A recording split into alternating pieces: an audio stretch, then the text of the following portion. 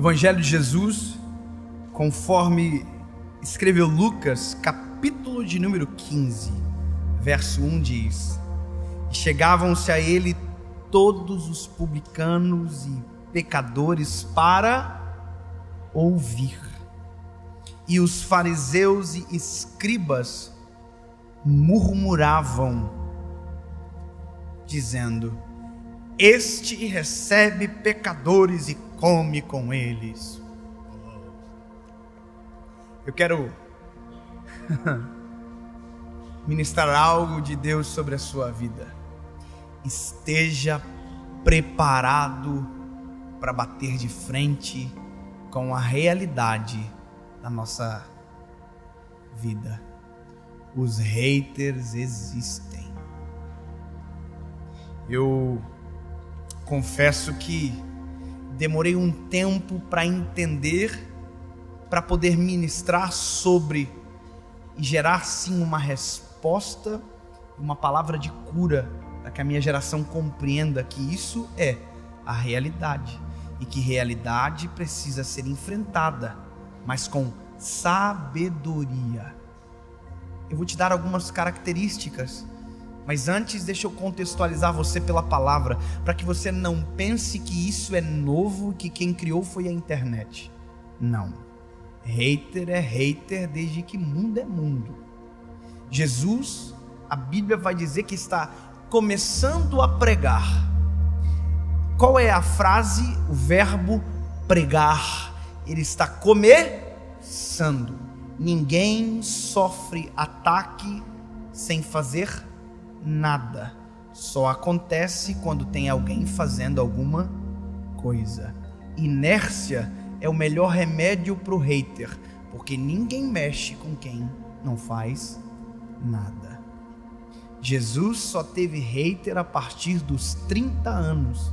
Teve Herodes primeiro, mas só começou propriamente quando o ministério de Jesus começou.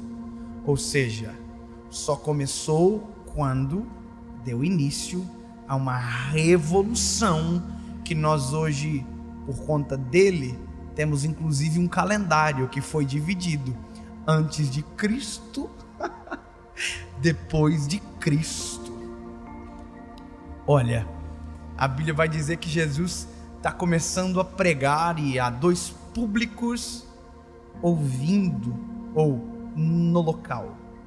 O primeiro, a Bíblia diz, são os pecadores e os publicanos, os que sabem que não merecem, os que não se sentem superiores, os que se sentem indignos, os que sabem que este evangelho não havia vindo para eles.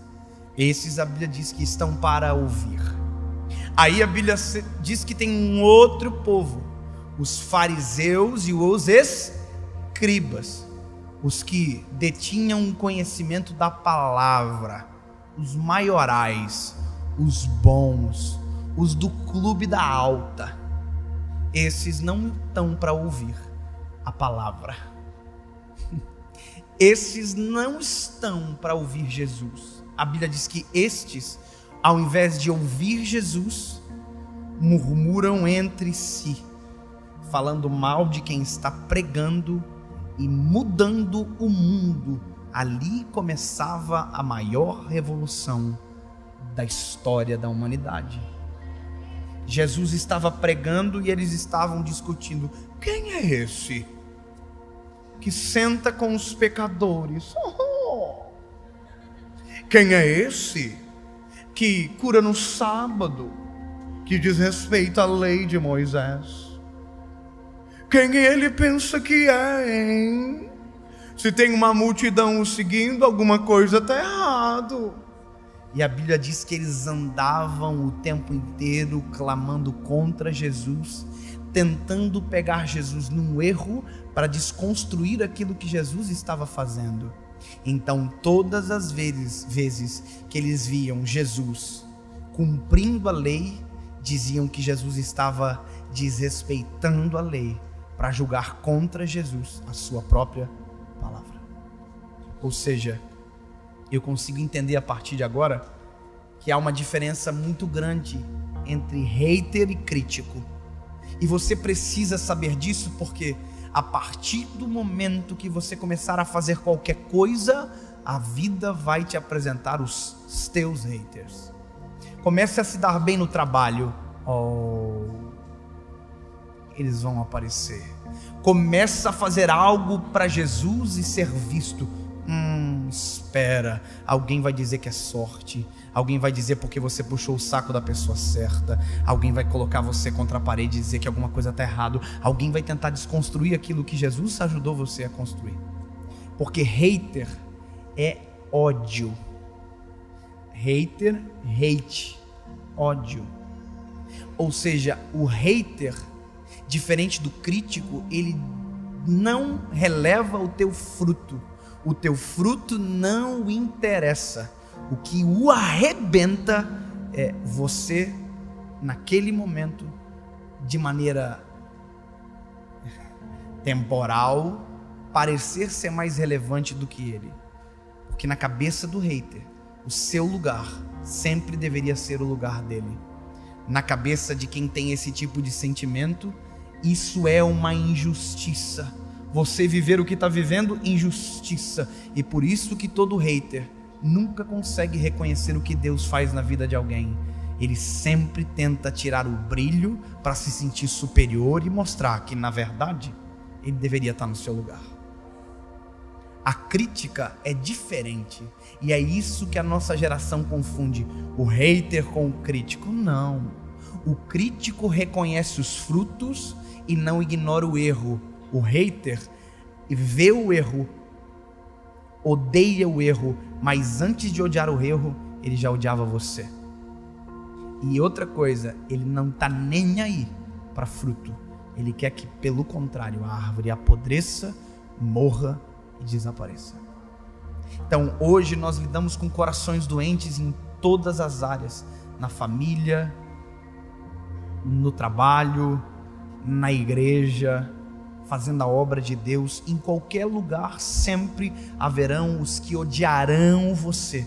Agora, qual é a lição? A lição é que você tem que aprender a reagir com cada um da forma certa. Alguém diz: olha, ele é orgulhoso, ele não responde à crítica. Não, você não responde o hater, porque o hater se alimenta quando você responde. Deixa eu dizer, quem não alimenta o hater faz o hater passar fome.